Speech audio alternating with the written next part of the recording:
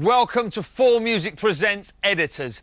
This Birmingham-based four-piece started 2005 as the buzz band. By the end of 2006, their debut album, The Back Room, had gone platinum.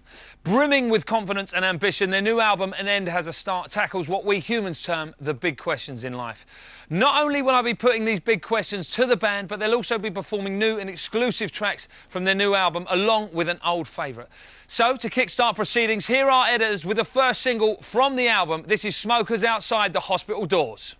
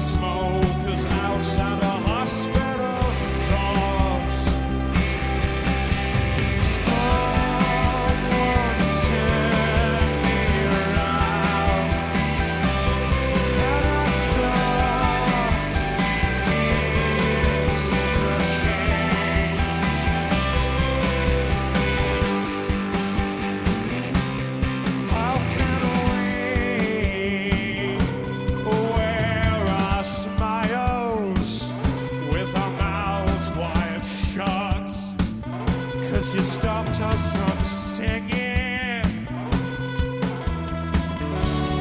I can't shake this feeling I've got. My dirty hands have been in the walls. The saddest thing that I'd ever seen was smokers outside the hospital doors.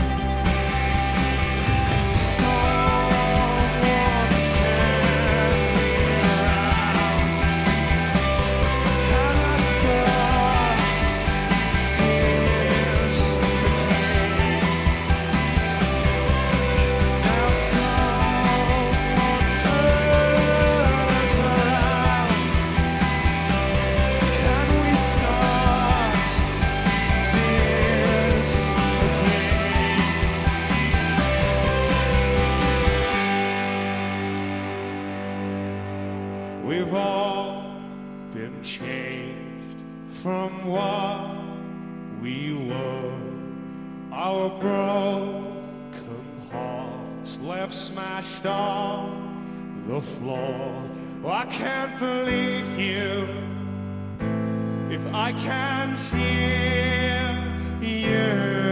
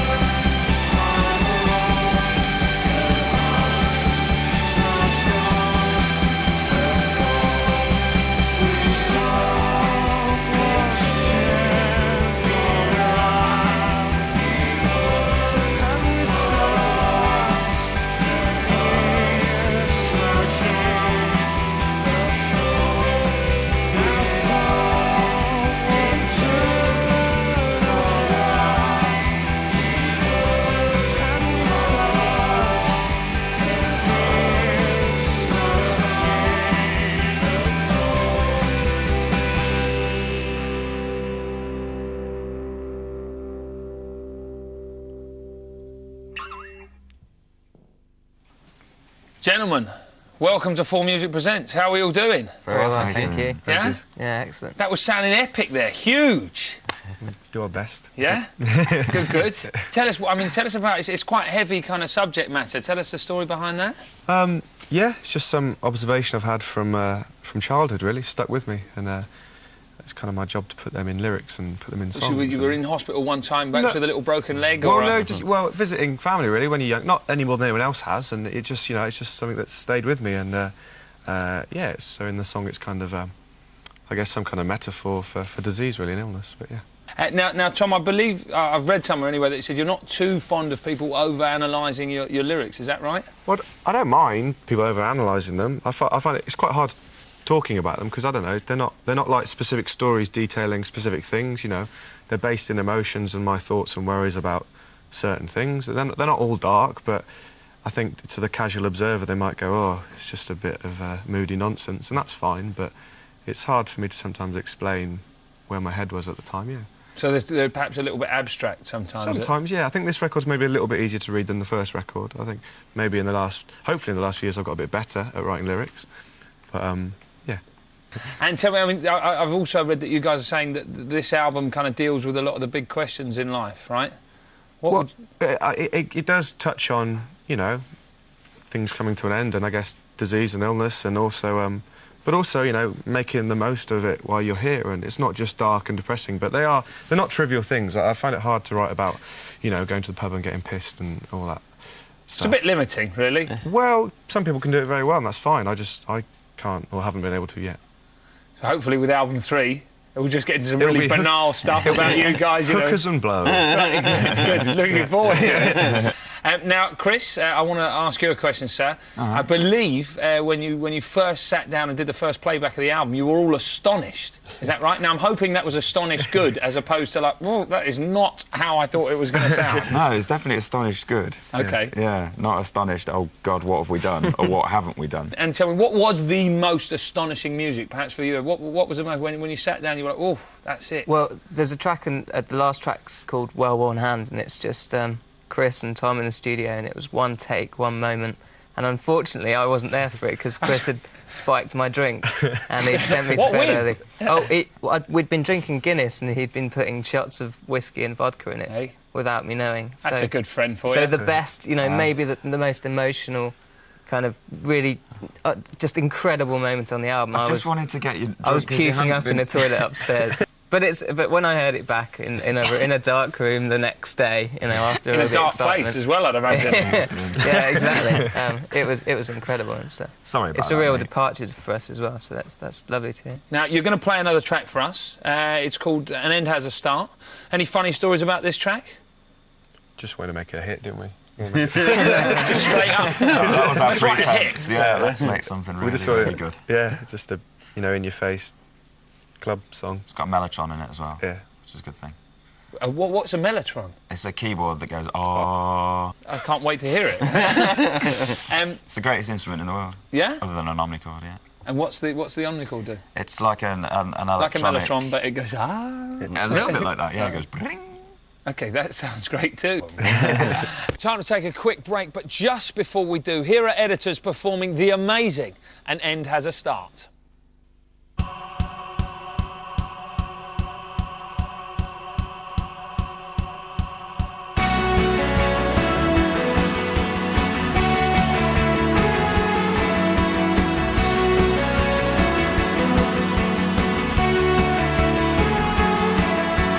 I don't think that it's gonna rain again today.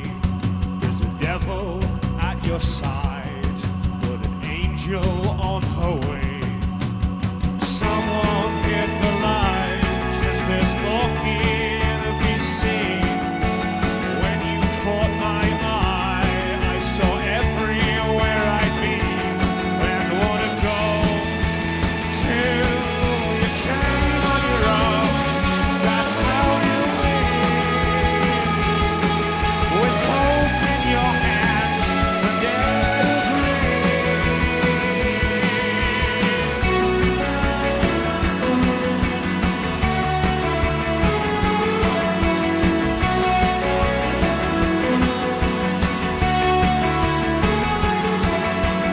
I won't disappoint you as you fall apart. Something should be simple, even an end has a start. Someone hit the light, 'cause there's more here to be seen.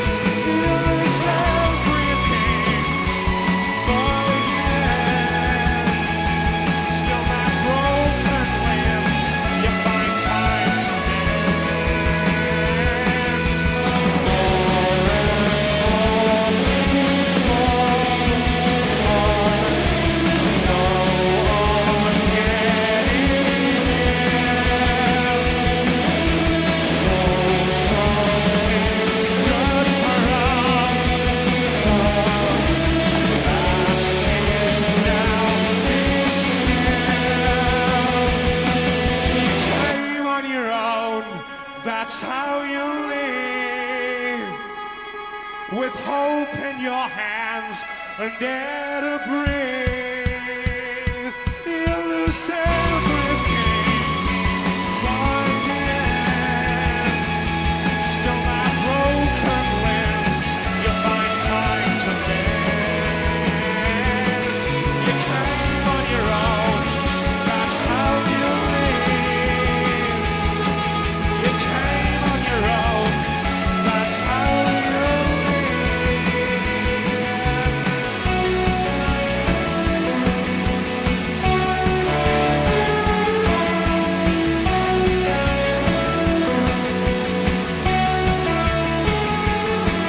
You came on your own. You came on your own.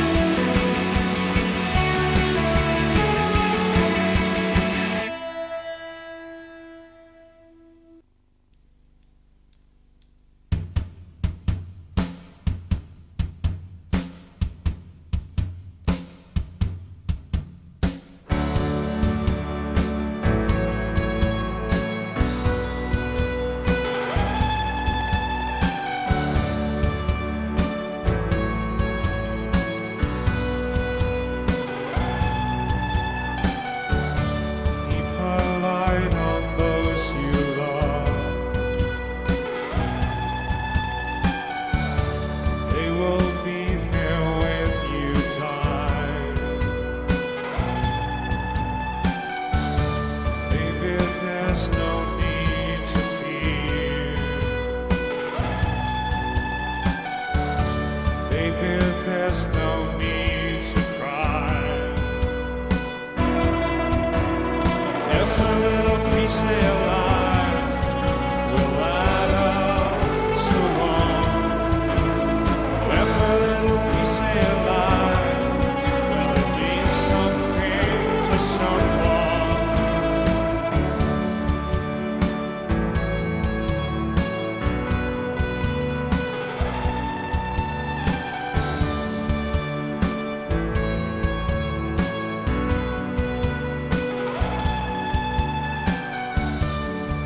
You fuse my broken bones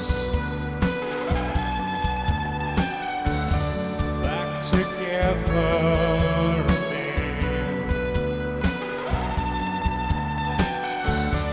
Lift the weights of the world from my shoulders again.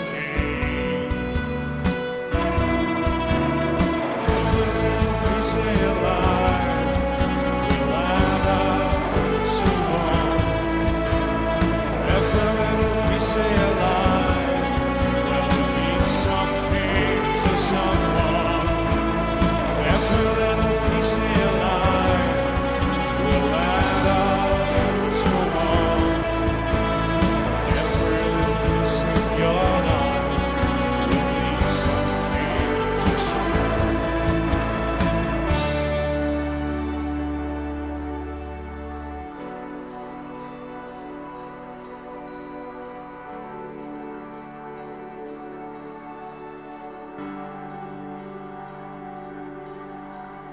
You touch my face, God whispers in my ear. There are tears in my eyes.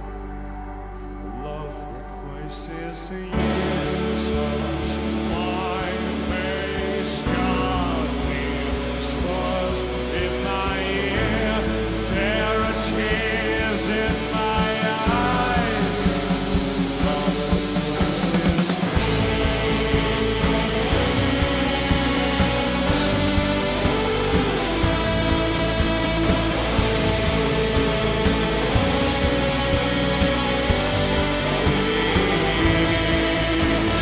every little piece of your life will add up to one. Every little piece of your life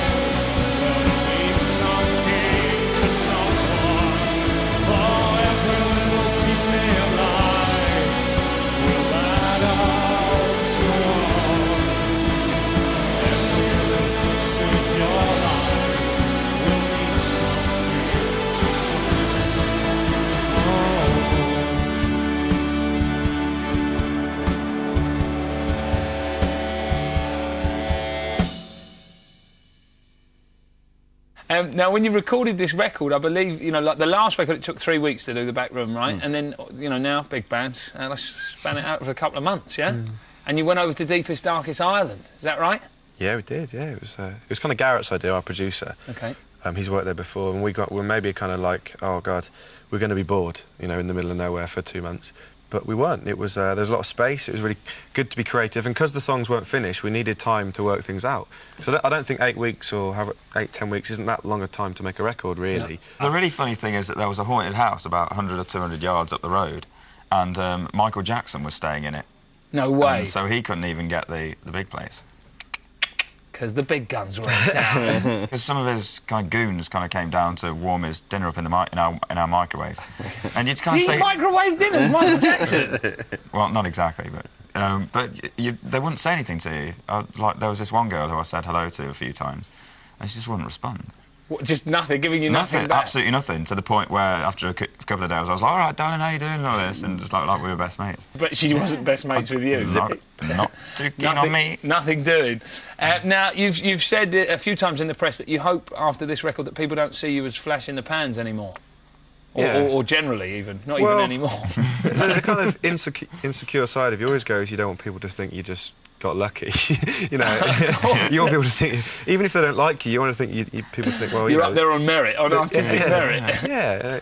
Of course, that kind of worries you sometimes. The negative comments always sting more than the good comments kind of make you feel good. It's like, Now, with the first album going platinum, what do you expect? I mean, obviously, the natural progression is to go double platinum, but where do you foresee this next record going? What do you want to achieve with it? Well, we've done what we can do now, not in sense of touring, but we've produced the record that we really wanted to do, and I think we're all so proud of it. So, whatever happens now happens. But we've got a great reaction from, say, you guys and radio, and the live shows have been sold out and fantastic. So, we're going in the right direction, definitely. You're playing a lot of festivals this summer, right? What are you doing? Tina Park, Oxygen. Which is always, everybody always bangs on about Tina Park. We're in a tent this year. We did it. We've done it by the time we've done it this year, we'd have done it 3 times in a row. So we went from small tent, big stage last year, which was good. Yeah. But I think we're really looking forward to going back and rocking it out in the tent again. Vibey, aren't they? Yeah. Tom, I believe your first job ever was at a festival, is that right? I was a steward very early on at Reading for a couple of years, yeah. The ongoing... When you're a steward, you wear those, like, kind of luminous tabards, they're called. Tabard, which say steward on the back. Just in case anybody was confused that you might be wearing that as a... festival goers find it hilarious to shout, "Oi, Stuart, how you doing?" over and over again. I never knew You'd find it funny too, obviously. I still do it. Do you do it now? No, I've been there, I know. You've been there, yeah. OK, guys, you're going to play us out now with a classic, All Sparks. Hey, big favourite for me, big favourite for you, big favourite for the live punters, I'm sure. Yeah. Do you still enjoy playing it? Yeah. Well, it's a classic. How could you not? How can you not enjoy playing a minor hit? It's a classic in my house. Gentlemen, it's been an absolute pleasure. I wish you the best of luck with the new record. That's great. Cheers. Thank you. All right, good luck. Cheers, dude. Playing us out with All Sparks is Editors.